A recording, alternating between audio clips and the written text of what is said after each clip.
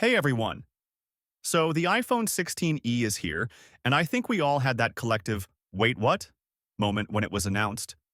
We were expecting a new budget iPhone, something to replace the iPhone SE, right? But instead, Apple gave us this, a $600 semi-flagship that's 40% more expensive than the previous SE. So, is it still a budget phone? Or is it something else entirely? Let's break it down. I've been using the iPhone 16e for about a week now, and I've got a lot of thoughts. There's one thing this phone does really well, better than any other iPhone in its class, and we'll get to that in a bit.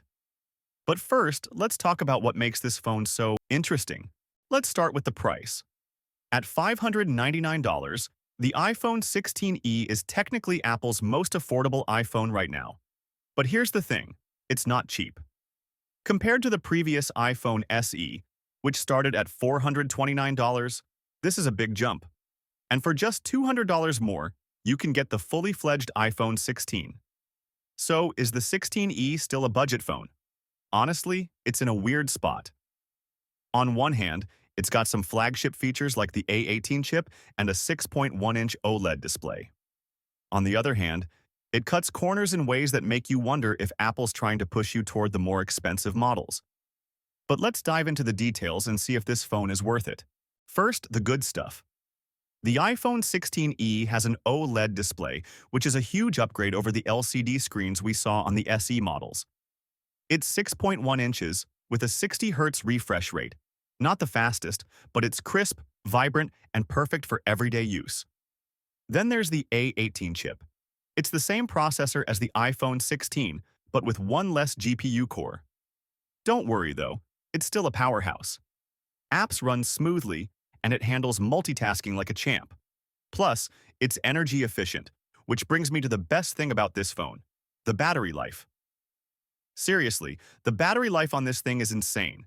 It's got a 3,961 milliamp hour battery, which is bigger than the iPhone 16's.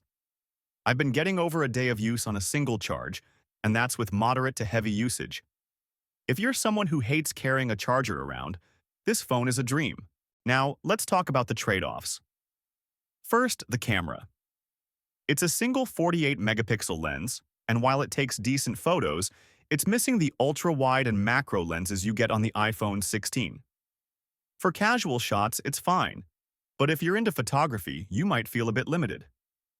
Then there's MagSafe, or rather, the lack of it. Apple decided to skip MagSafe on the 16th, which is a bummer if you're into wireless charging or accessories. You can always use a case with built-in magnets, but it's not the same as having it built into the phone. Another thing, the base storage is 128 gigabytes, which feels a bit stingy in 2024. After installing iOS and a few apps, you're left with barely enough space for photos and videos. If you're a heavy user, you'll probably need to shell out for iCloud storage. So, is the iPhone 16e a budget phone? Well, it depends on how you look at it. If you compare it to the iPhone 16, it's definitely more affordable. But if you compare it to the previous SE models, it's a big step up in price. What you're really paying for here is a balance of flagship features and cost-cutting compromises. Here's the thing.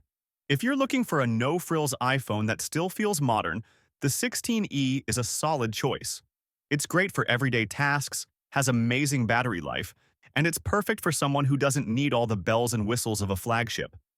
But if you're a power user or someone who wants the best camera and features, you might want to save up for the iPhone 16. At the end of the day, the iPhone 16e is a bit of a mixed bag. It's not the budget phone we were expecting, but it's still a great option for a lot of people. If you're okay with the trade-offs and just want a reliable iPhone that won't break the bank, this could be the one for you. What do you think? Is the iPhone 16e worth it, or should Apple have stuck to a more affordable price point? Let me know in the comments below. And if you liked this video, don't forget to like, subscribe, and hit that notification bell for more tech reviews. Thanks for watching, and I'll see you in the next one.